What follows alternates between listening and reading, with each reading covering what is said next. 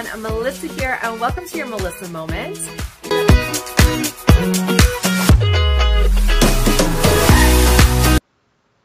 Hello everyone, Melissa here. Welcome to your Melissa Moment and welcome to Wellness Wednesday. This week we are talking all about our family vacation to Las Vegas, Nevada. And this is pretty fitting for Wellness Wednesday because while on vacation, our 8-year-old daughter got sick. Now, I'm not talking about she had the sniffles or she had a cough. I'm talking about she was very, very sick. So we arrived in Vegas on a Tuesday. Everything was fine. She felt fine. She wasn't complaining about everything. Everything was great. We did some shopping and went to a drive-in movie on Wednesday. Everything was fine. No issues. Everything was good. She was eating. She was drinking, not complaining about anything. Everything was fantastic. Went to bed Wednesday night. Everything was fine. Went to bed as normal. Fell asleep as normal. No problem at all. 3 o'clock in the morning. I guess technically early Thursday morning, 3 a.m., she woke up, came into our room and said she wasn't feeling good. She started throwing up. She started throwing up every 30 minutes. Now, at this point, I, as a mom, am thinking, oh my God, she has the flu. Okay?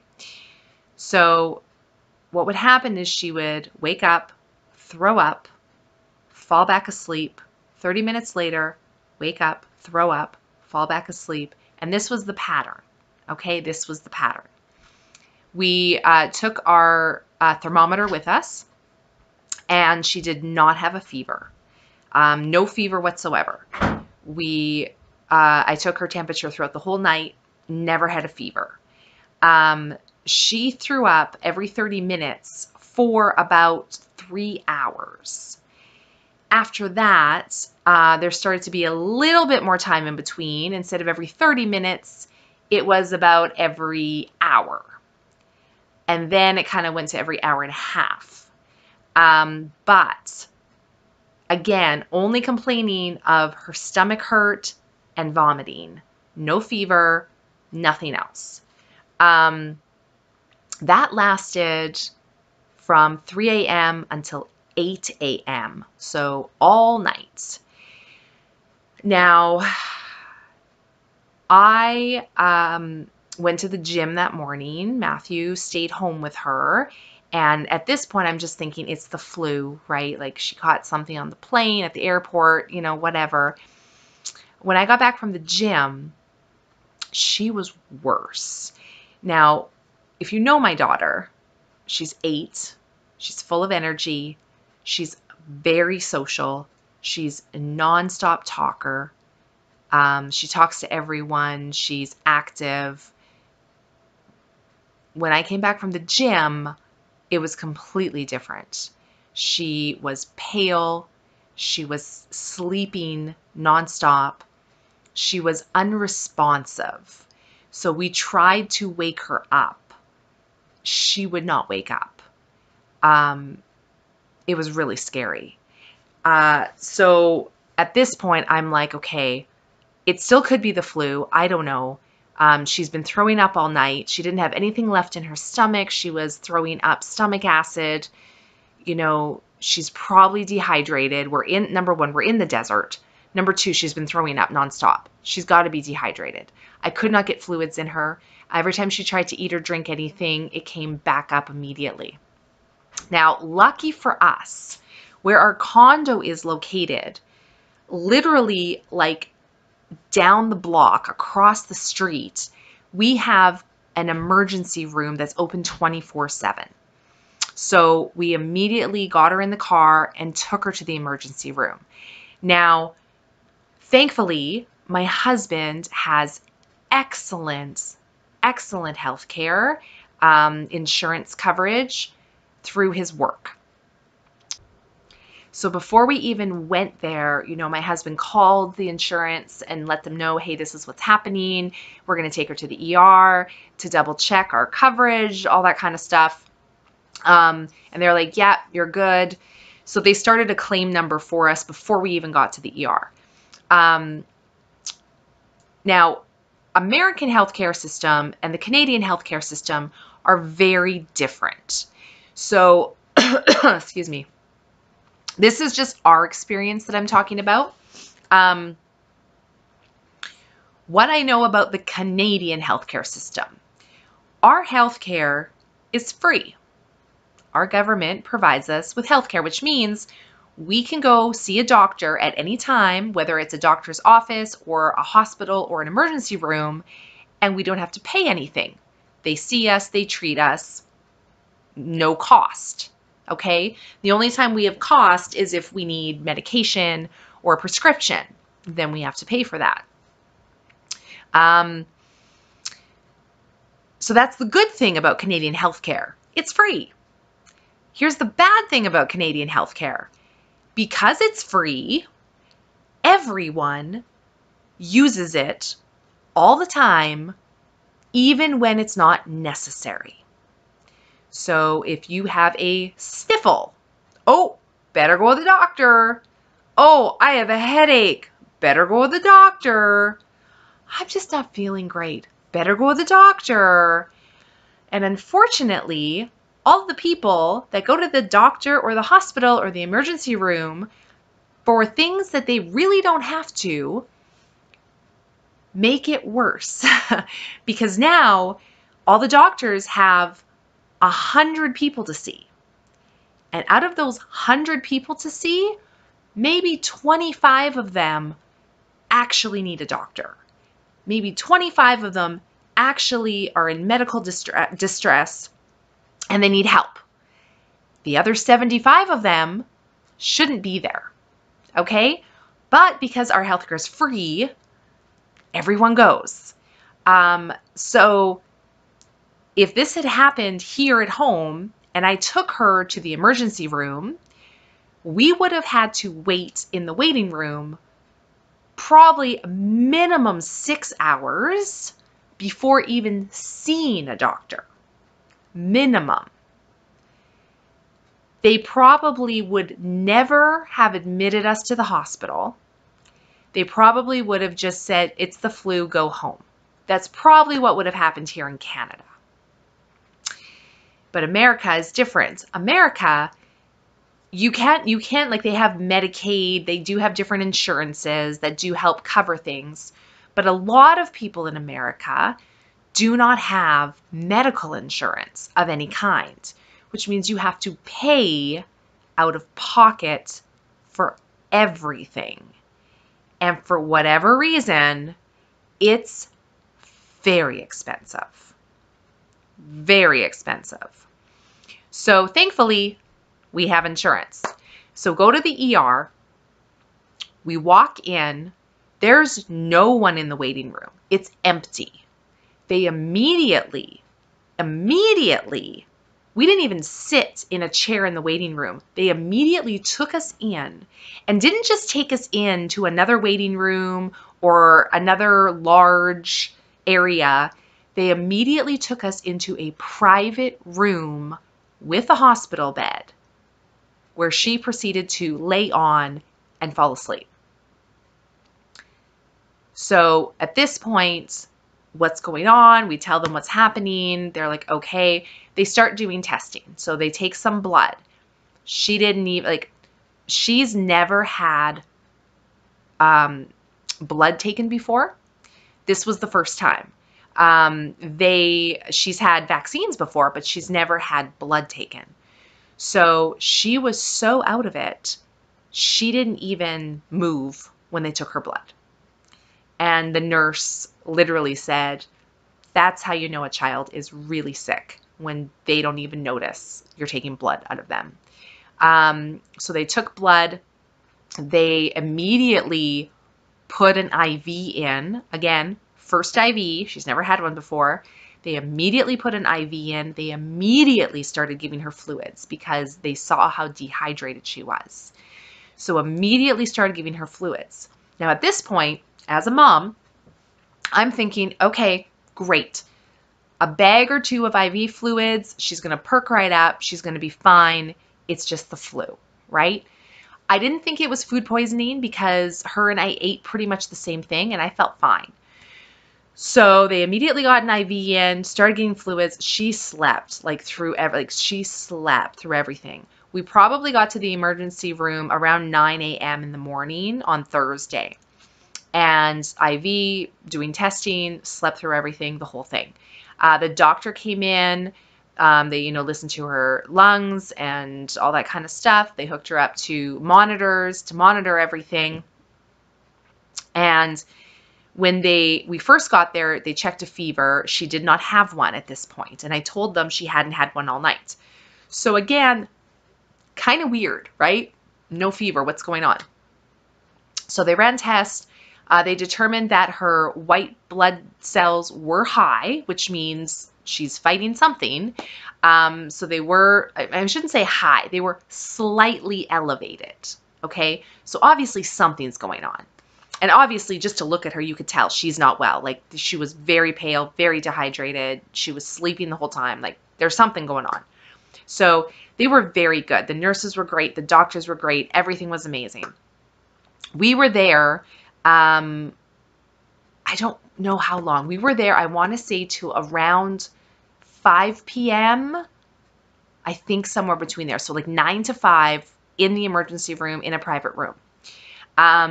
At this point, the doctor came in and said, we found some bacteria in her urine, and we think she has a UTI. Okay? They think she has a UTI. And as a mom and a woman, I'm thinking, a UTI is going to do this? Like, crazy. So I was like, okay, like that's the only thing they could come up with. They swabbed her for COVID. They swabbed her for the flu. Both came back negative. So I'm like, okay, well, I thought it was the flu. Not. So no flu, no COVID. They took her for an x-ray of her chest and her abdomen to be like, is there a blockage? What's going on? It was clean. No blockage in her colon or intestines. No blockage whatsoever. Her chest was clear. Everything was good. So they're like, this is just weird. So they're like, well, we think it's a UTI.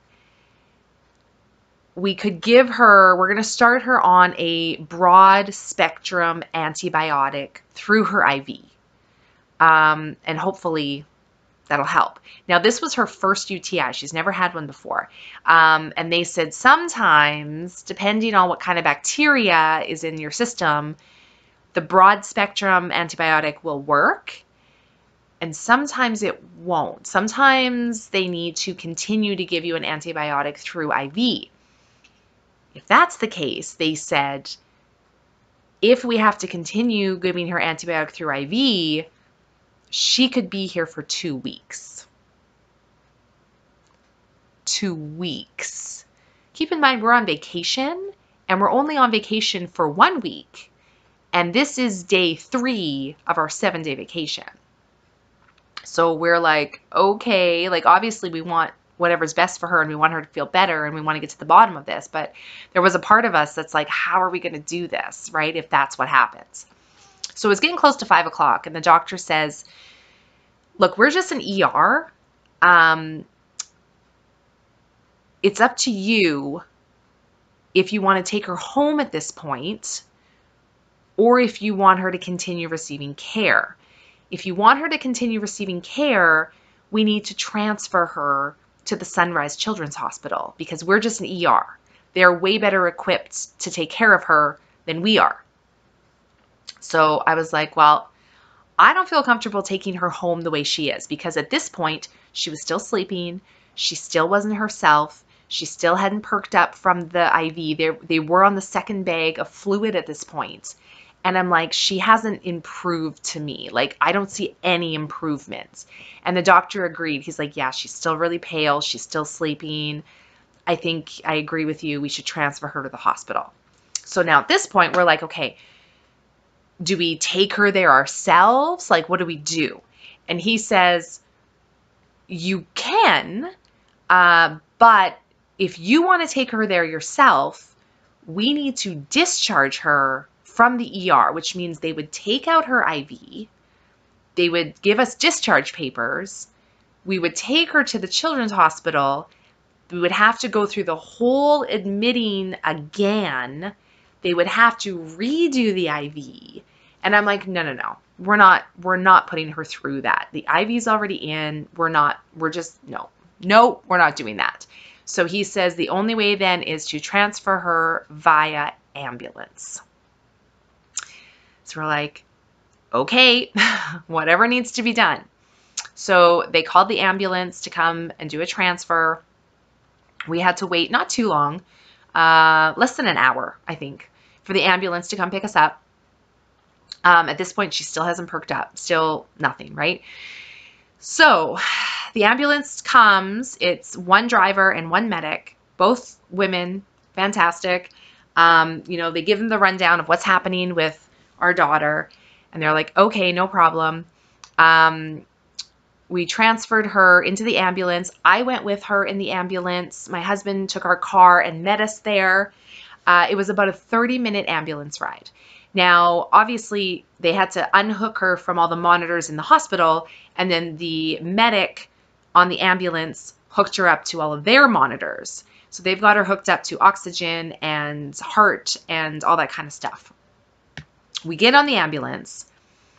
The driver goes around to start driving us, and immediately we have like monitors going off. Red lights are flashing, monitors are beeping like a really high, pay attention, something's wrong, beeping. It was really scary.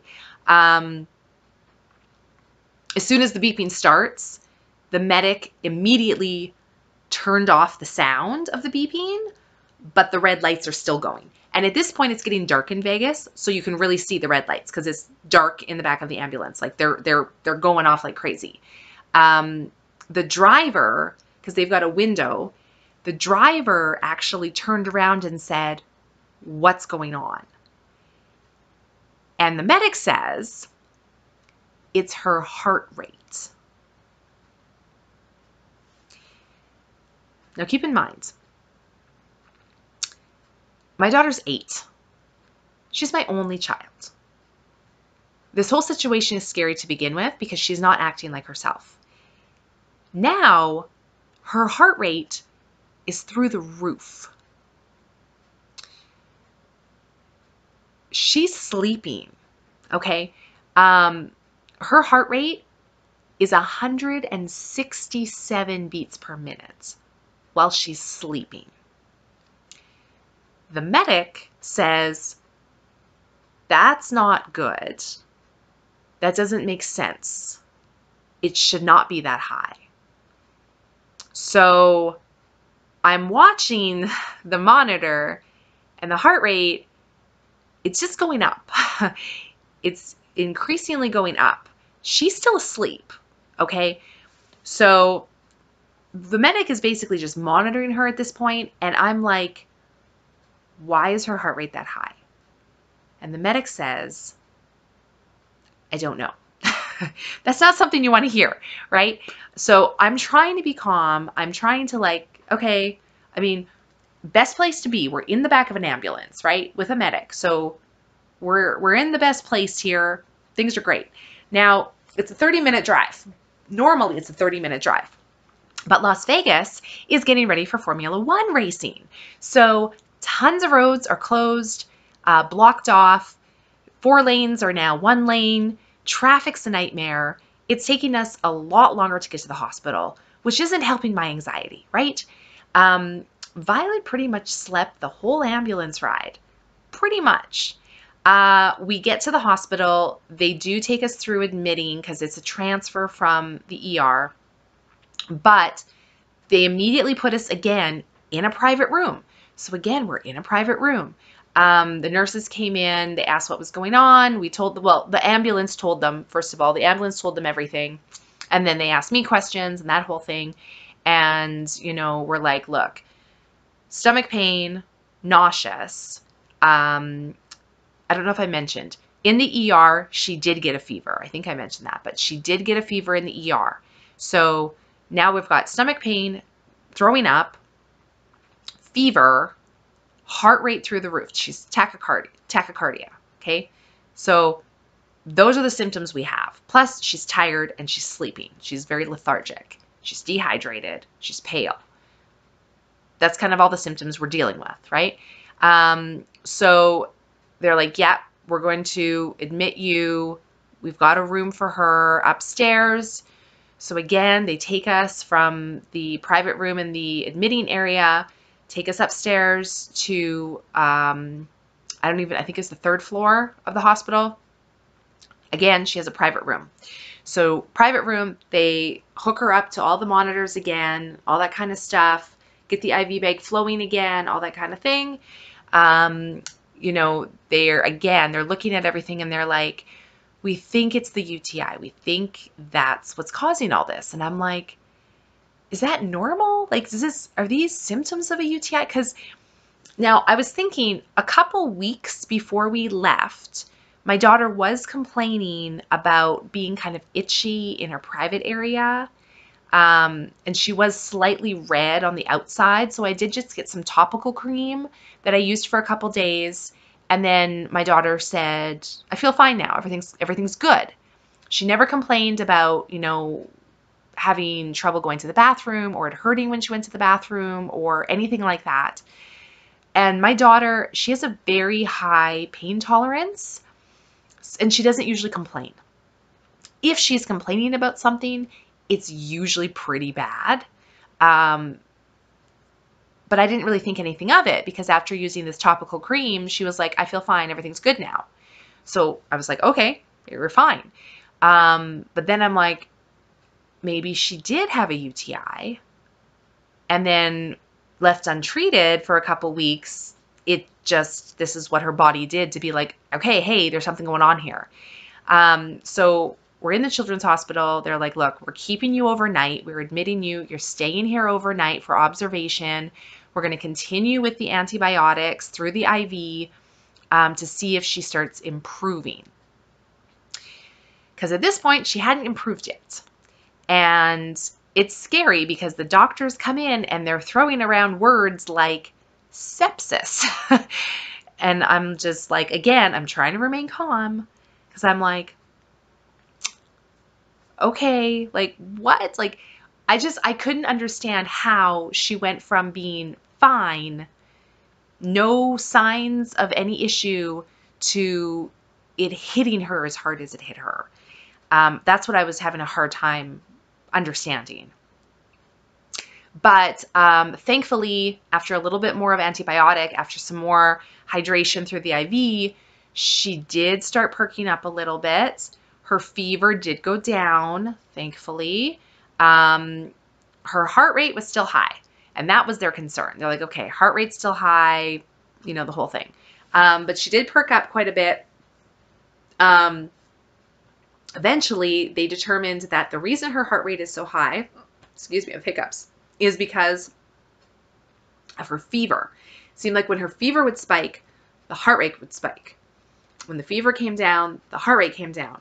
But her heart rate was still around 140, 130, which was still, they weren't comfortable with that. So they wanted to keep us in long enough for her heart rate to level out for a long period of time, for her not to throw up for at least 24 hours, and for her not to have a fever for at least 24 hours.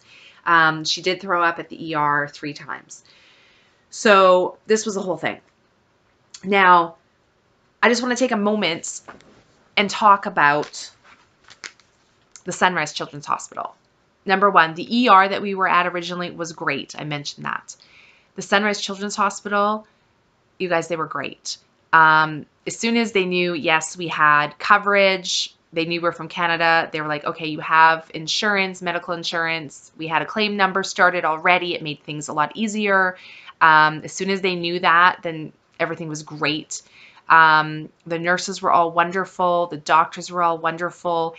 They did not rush us. They answered all our questions, all our concerns. And they were very, if you have anything, just let me know. If you see me in the hallway, let me know. If you don't see me, ask your nurse. They will tell me and I will come and talk to you. Like, I couldn't be more happy with the care that we received while at the Sunrise Children's Hospital. They also, I mean, unfortunately, my daughter also, she didn't have an appetite. That was another symptom, no appetite. And I think part of it, she was scared to eat or drink because the last time she ate or drank, she threw up, right? So an 8-year-old, they're like, oh, I eat, I throw up. I don't want to throw up, therefore I'm not going to eat. They associate it together. So I think that was part of it. The other part was she just didn't have an appetite. But she got breakfast because they wanted her to be on a regular diet. I thought maybe they would just do like broth or things. They're like, no, regular diet. So we stayed the night, Thursday night, at the Sunrise Children's Hospital. Both myself and my husband stayed with her the whole time. They let us stay the whole time. It was a chair that pulled out into a bed. Okay. So it was literally, 24 inches wide. Both my husband and I slept on it throughout the night. So we kind of slept where my head was here, on one end, and my husband's head was down by my feet on the other end, and we kind of like spooned each other that way on it. That was the only way we could fit.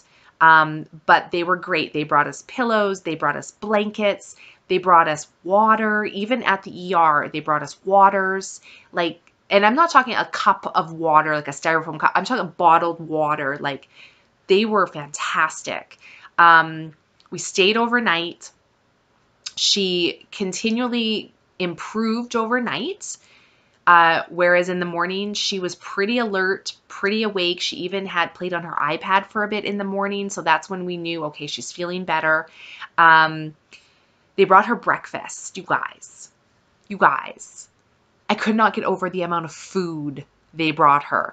Part of me felt bad because she didn't have an appetite, so she didn't want to eat. But we knew she had to eat and drink, so we were desperately trying to get her to eat and drink. Her breakfast, they brought her scrambled eggs, 2 pancakes, hash browns, frosted flakes with soy milk, because we told her we don't drink cow milk, with soy milk, a fruit cup with all the butters and syrups and all that kind of stuff. That was her breakfast. Like, there was so much. And then they brought us a menu where we could pick for lunch and supper. And not only that, but they said, look, if she doesn't want the stuff here, write down what she wants and we'll do our best to accommodate. I was like, okay. So we asked for lunch.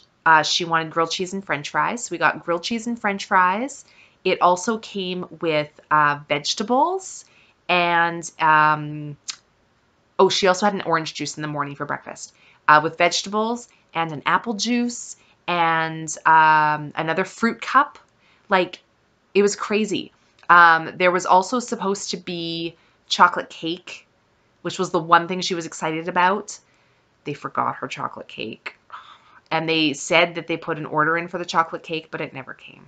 And honestly, I forgot about it until just the second where I'm talking about it. But it never came. But it's fine because you know what? She did not have an appetite. I mean, I think she had like half a French fry and that was it. She didn't eat the rest at all. She just did not have an appetite. Supper came.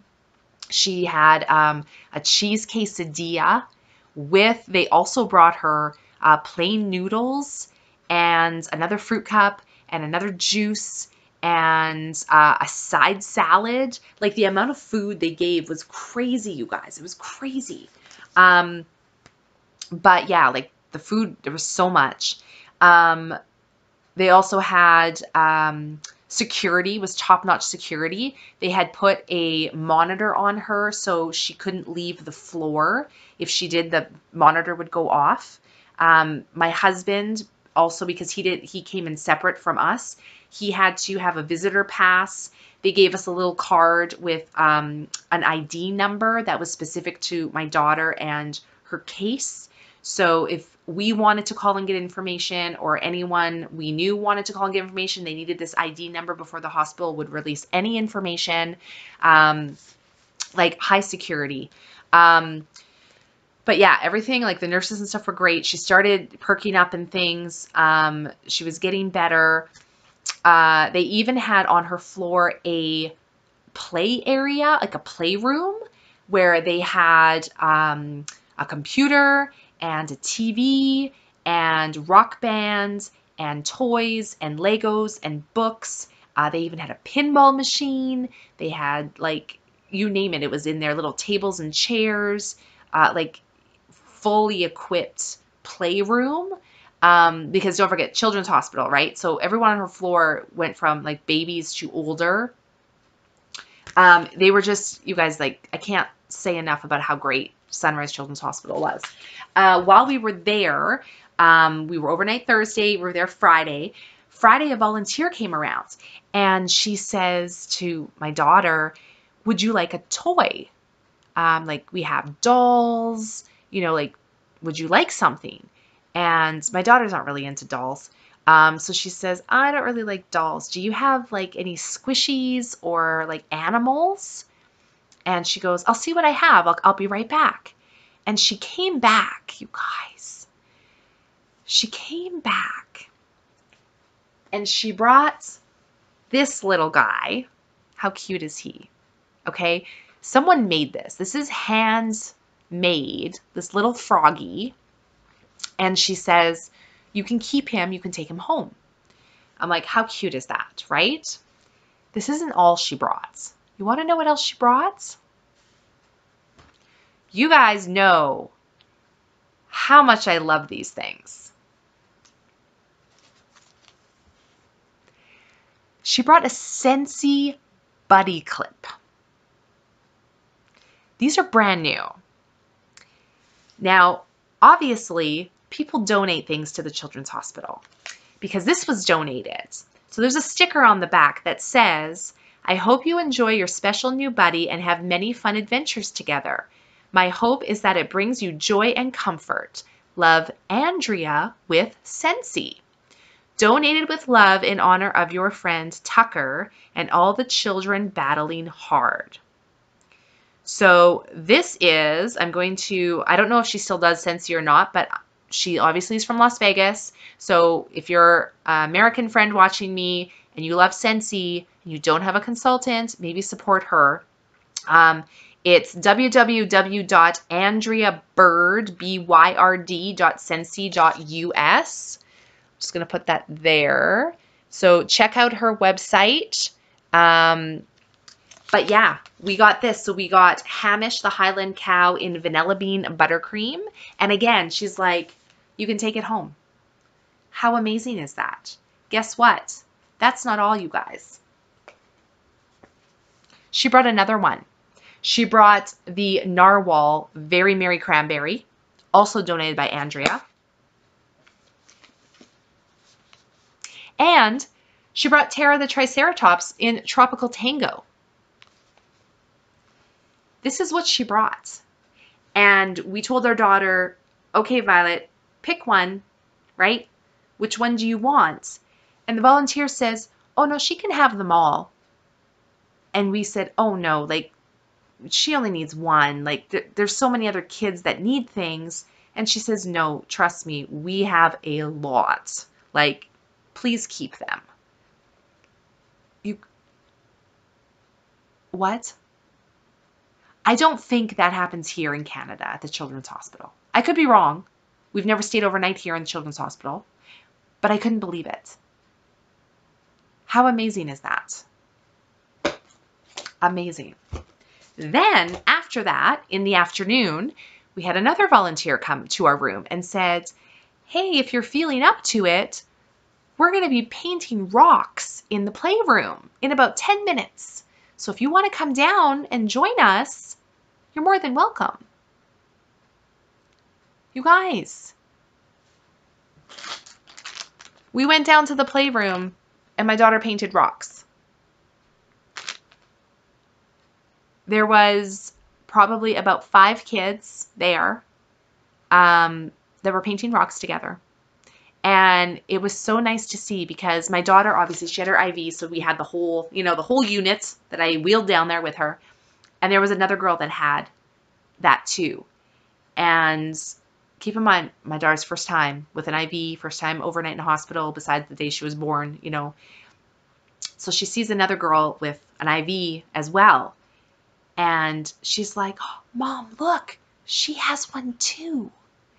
And she was just so happy to see someone with the same thing, And it was just so nice. It was so nice. Like the amount of things they had for the kids and how sweet they were and how kind they were. And they were also patient and they didn't make us feel rushed. Like I said, my daughter's usually social butterfly. So all the nurses, she's playing her iPad. She's got these games. She wants to share with them. Look at the game I'm playing. Look at what I can do. And they did. Like oh, let me see. And they sat there with her and they let her show them things.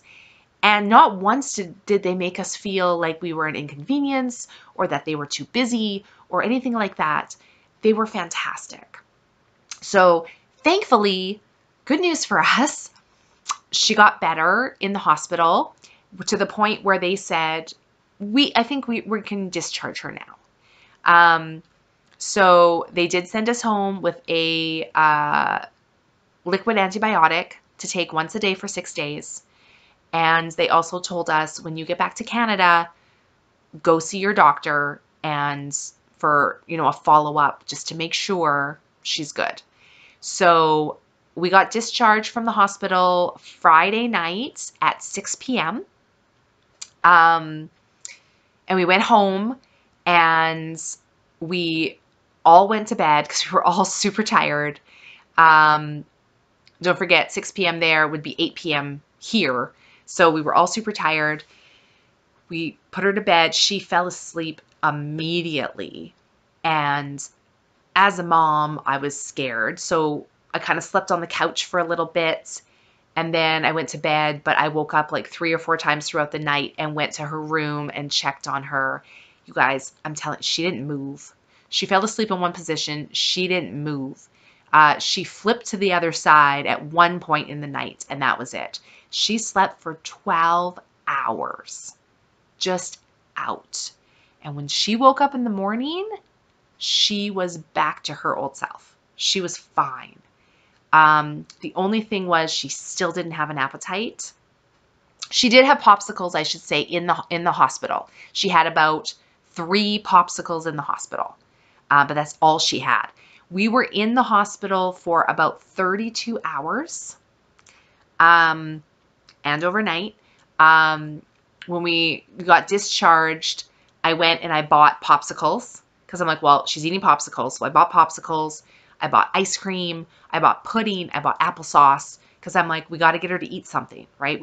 She's got to eat. She's got to drink. Because at that point, she was fine, except she wasn't eating or drinking. So she did have the next day, on Saturday, she had an applesauce for breakfast. And we were able to get her to drink a little bit of water, but she still wasn't eating or drinking much. But other than that, she was fine. So thank goodness, full recovery. It was an adventure.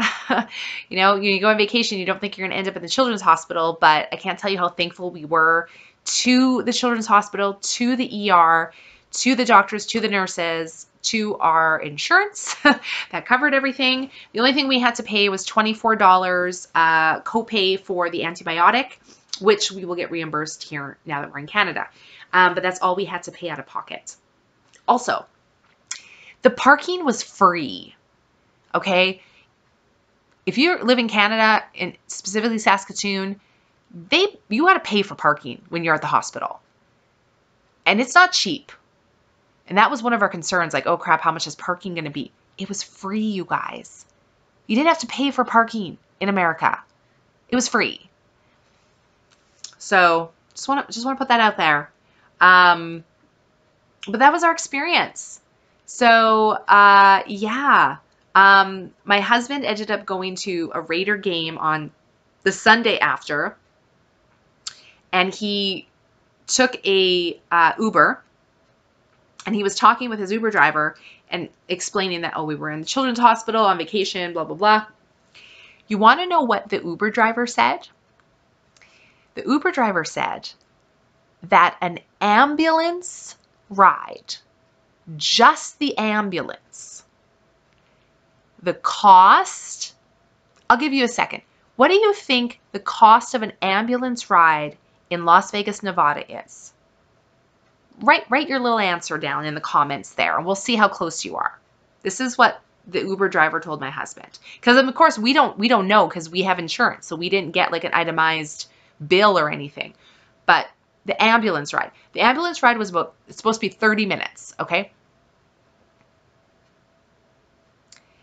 The Uber driver said an ambulance trip, $20,000. I'm sorry, $20,000. We were there for 32 hours overnight. I could just about imagine how much that would have been. It had to have been at least $100,000 for everything. It had to have been. That's insane. Like, what? So that's what I'm saying. Pros and cons between America and Canadian healthcare, right? America, excellent healthcare. Like, they take care of you. They get you in immediately. No waiting. That's the pro. The con, if you don't have insurance, it's not affordable. Like, you can't go. There's no way we would have been able to afford that. Canadian healthcare, con, the care is not there. They make you feel rushed. They don't listen to you. They don't care about you. You have to wait for hours on end before you even see a doctor. Half the time they don't do anything anyway but send you home. But the pro is free. Right? But yeah, so she's good now. She's on the mend. We had a follow-up here in Canada. They gave her the all okay. She's good, thankfully. So I just wanted to share that story with you. But yeah, that was our experience with American healthcare. Everyone was great, and we're so glad she's better. It was a scary situation all around. Our daughter generally is very healthy. It's rare that she gets sick and not that sick. So thankfully, everything worked out. But just a reminder, especially if you're traveling internationally, double check if and what your insurance is through your work. If you don't have insurance through your work, you can purchase travel medical insurance before you travel. I highly recommend it, especially if you have children, because we didn't have any warning. This came out of the blue, and I don't know what we would have done if we did not have insurance coverage. So that's our tip if you're traveling. Thank you guys so much for watching this Wellness Wednesday. I hope you have an amazing day, and as always, we'll see you next time. Bye.